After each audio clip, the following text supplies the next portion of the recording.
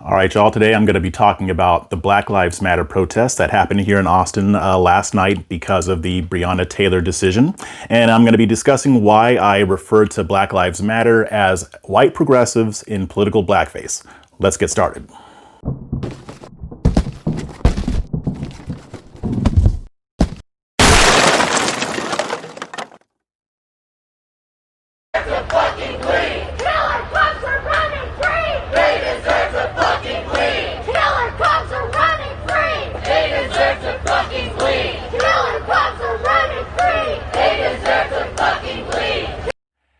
Hello and welcome to yet another Breaking Conservatarian episode where we prefer truth over narrative and principles over personalities.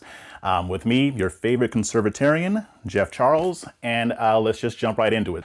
So as far as Black Lives Matter goes, you guys have heard me defend them in the past. You've also seen me criticize them, so many of you already kind of know the issues that I have with the National Black Lives Matter organization, and to an extent, the local Black Lives Matter organizations as well. But in this video, I'm going to be talking about the core element of Black Lives Matter that disturbs me the most, the one that repels me the most from the national organization. But before I do that, I'm going to need you to like this video, please share this video, and subscribe. All right, so if you follow me on Twitter, you probably saw me doing a live stream of the Black Lives Matter protest yesterday here in downtown Austin. So I'm just going to kind of go over that and tell you kind of how it went, and then I'm going to go into what I'm going to be talking about here because it all ties in. So it started at City Hall, and as I got there maybe like 15 minutes in. Started at about 7 o'clock, and you can see from the footage that I took, you can see that the crowd is mostly white, just like usual across the country. Most of these Black Lives Matter / Antifa protests are mostly white people. There were a few black people there, maybe like 5 or 6 that I saw throughout the course of the night, but essentially they were in front of City Hall. They were demonstrating. Obviously, they were expressing their anger over what happened with the Breonna Taylor case. And if you, just in case you haven't been following it, the 3 officers that were involved in her killing, out of all 3 of them, only one of them is going to be indicted, and he's going to be indicted for wanton recklessness. It sounds like, if I remember it correctly, he would have been the officer that fired far more shots than he needed to. None of them actually hit Breonna Taylor, but I think one of the bullets went into another apartment building where another resident lived. Nobody else got hurt, but it looks like they're going to be indicting him for being reckless with his firearm, basically. But the other 2 are getting no charges, and I expected that just based on the details of the case. But I'm focusing mainly on the protest that happened. So my footage shows, them chanting.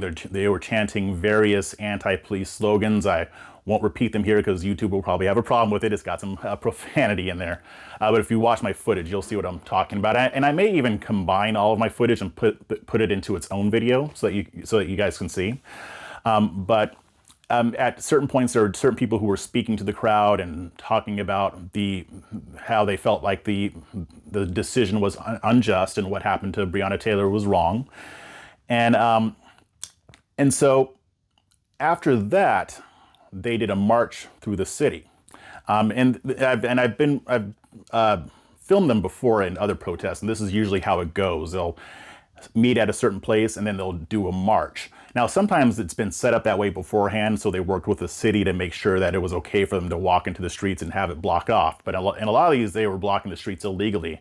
And in some cases, the police were actually stopping them and pursuing them, making sure that they stayed on the sidewalks rather than blocking the streets because of oncoming traffic.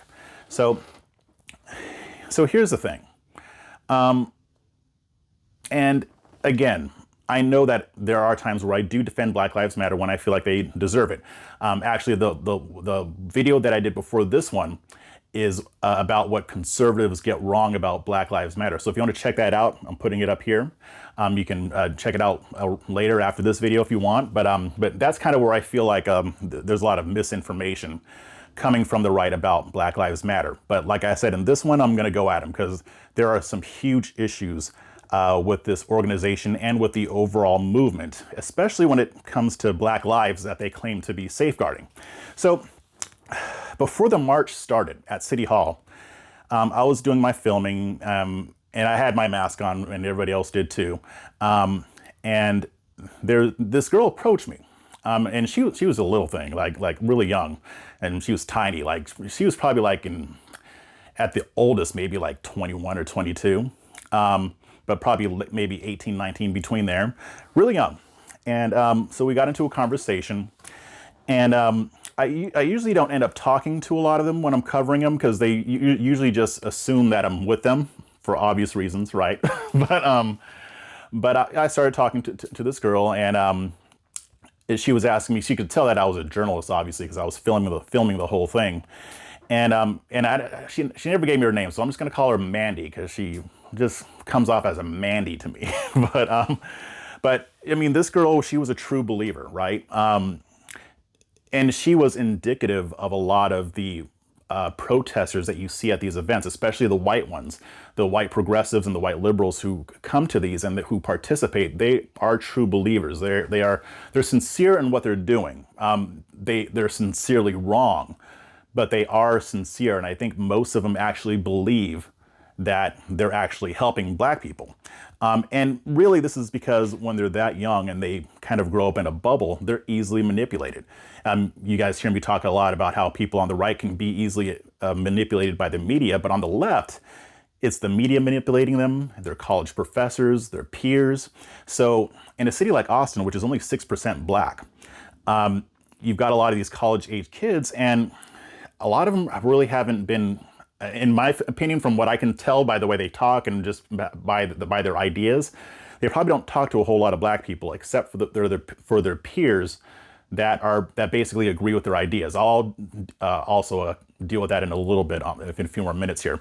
But while these people are sincere and true believers, and I do believe that most of them are deceived, I mean, the overall organization, I mean, a lot of these people are genuinely deceived and genuinely manipulated. But the overall organization is not sincere when it comes to Black Lives Matter. Antifa doesn't give a crap about Black lives, protecting Black lives. Yes, they hate the police, but they don't hate the police because of what the police do to Black men at a disproportionate rate than other races.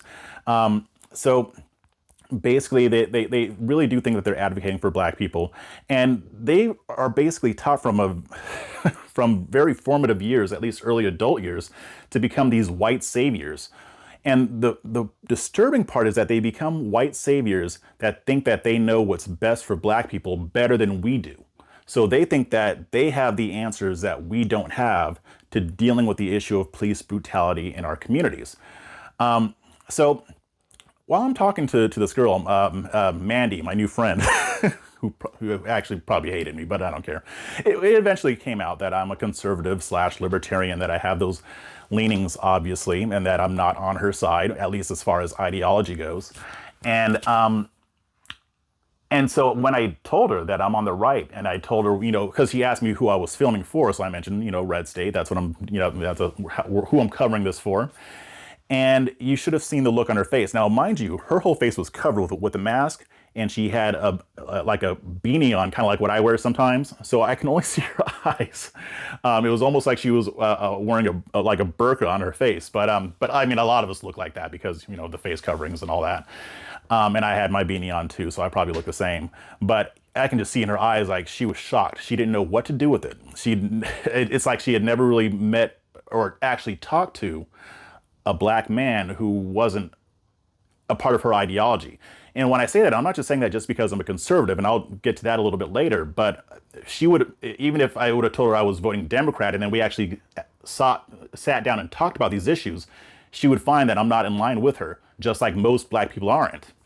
And I don't think that she doesn't know that, really. I mean, she doesn't realize this stuff because it's not taught to them. They're just taught that, yes, defunding the police and abolishing the police is going to help save Black people. So, like I said before, these people are sheltered. So that's what accounted for the shock. I mean, you would have thought that I turned into a unicorn right in front of her face. And so I asked her, why are you surprised? I mean, do you think that conservatives and libertarians can't believe that Black lives matter? Asked her that like twice. she didn't really have much of an answer. She kind of was like, well, she kind of just hemmed and hawed. Because remember, these people aren't used to being questioned directly about what they believe. And so, and again, this doesn't apply to all of them, but I mean, the people that I saw specifically here in Austin, it's the same thing. I'm pretty sure if I were to have sat down with 90% of people in that crowd, they wouldn't have known how to answer me.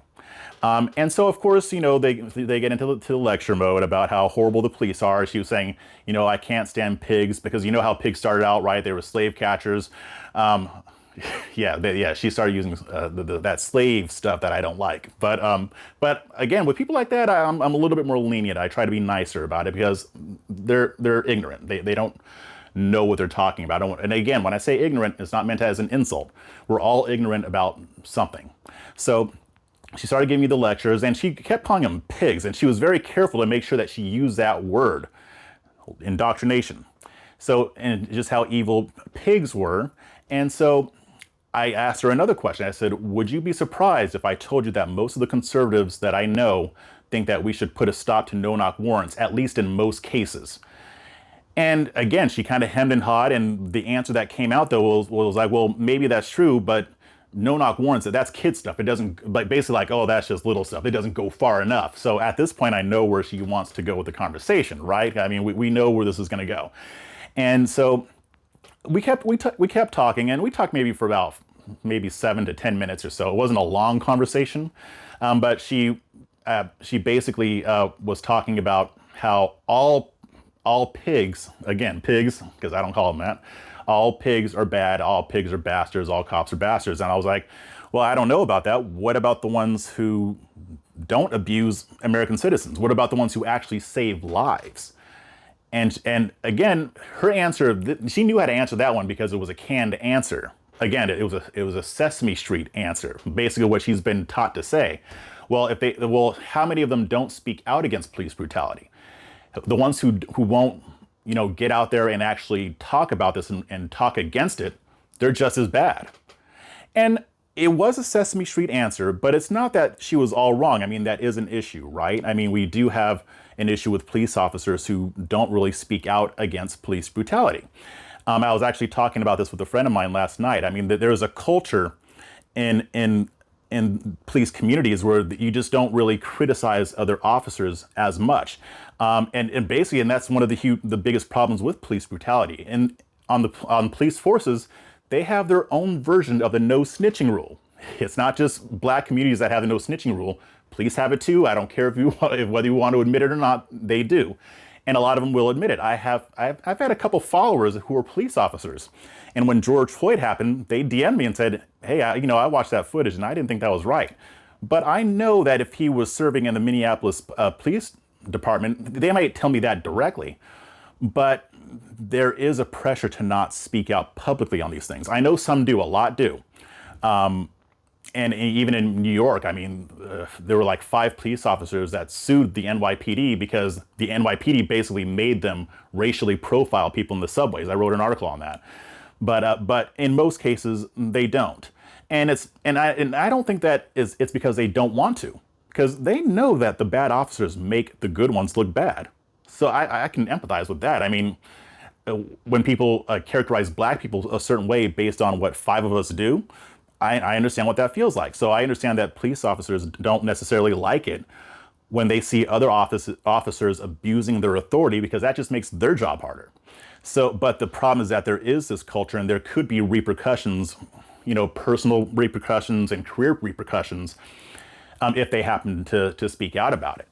Now, that doesn't make it right, but again, that's yet another thing that we have to change. There's a culture issue that has to be changed in the police departments. So basically, we were talking about that, and again, she thinks all cops are bastards because they don't speak out enough. I'm pretty sure if I would have asked her about the ones that actually do, she wouldn't change her mind. It's ingrained in her that if you're a police officer, you're bad. You can save kittens all day long. You can save the lives of children. It doesn't matter. And that kind of figures into where I'm going to be going with this. So later in the conversation, when she's starting to tell me about how we need to get rid of the police and how they should be defunded and then abolished. And by the way, she wasn't the only one that was saying that.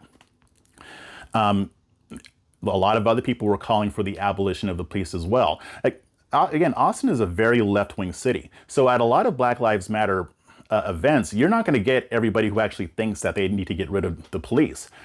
And a lot of them, they're just like, no, we just want to reform the police. So that's why we say Black Lives Matter. But in Austin, very left-wing. So yeah, they're going to want to get rid of the police.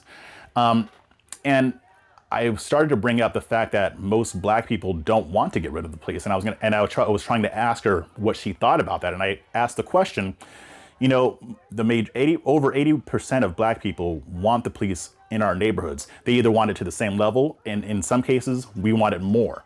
It's a very small percentage of us that actually want to get rid of the police. And for whatever reason, the excuse that she used was that the march was starting, which it was, so this may have been legitimate, but she didn't answer the question.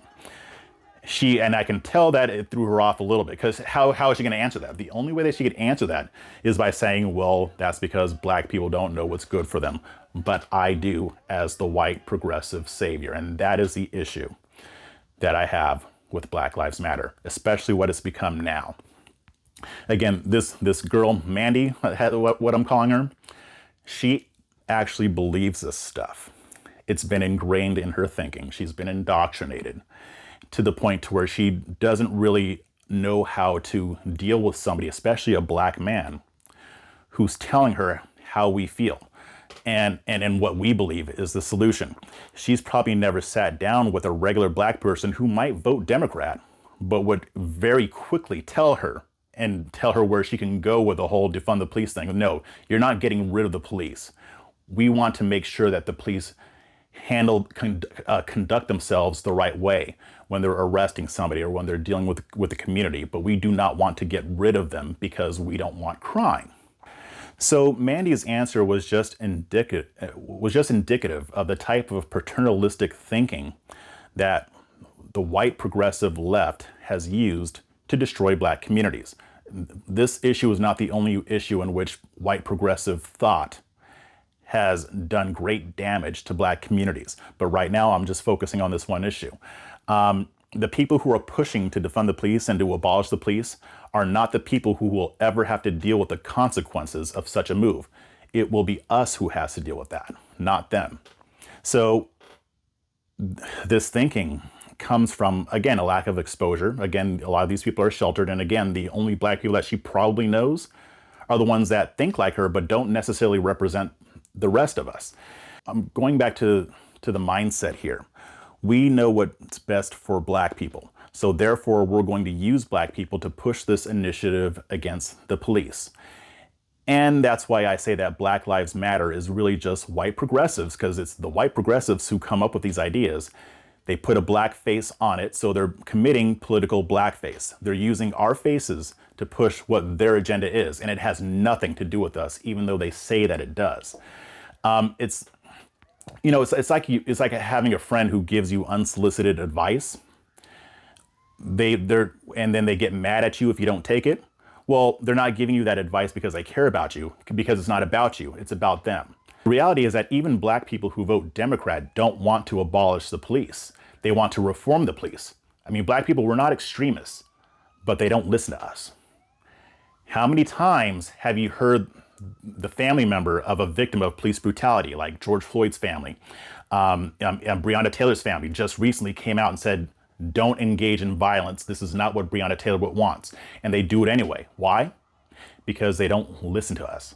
Why don't they listen to us? Because it's not about us. It's about them. It's about what they want. And what they want has nothing to do with keeping us safe. It has nothing to do with improving the relationship between the Black community and law enforcement. They don't care whether we live or die. Well, no, I take that back. They do care.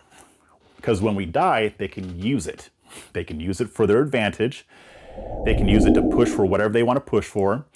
And as you can see from what the National Black Lives Matter organization did on their website, how they took down their What We Believe page because they started getting more attention and more people started realizing that their true objectives have nothing to do with Black people.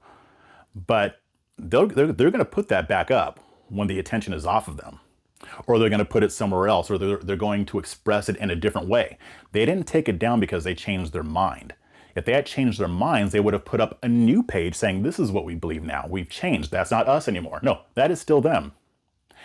So that is why I can't fully co-sign on Black Lives Matter. It doesn't mean that every single person who chants Black Lives Matter is a Marxist or wants to destroy the police or wants to tear the whole system down.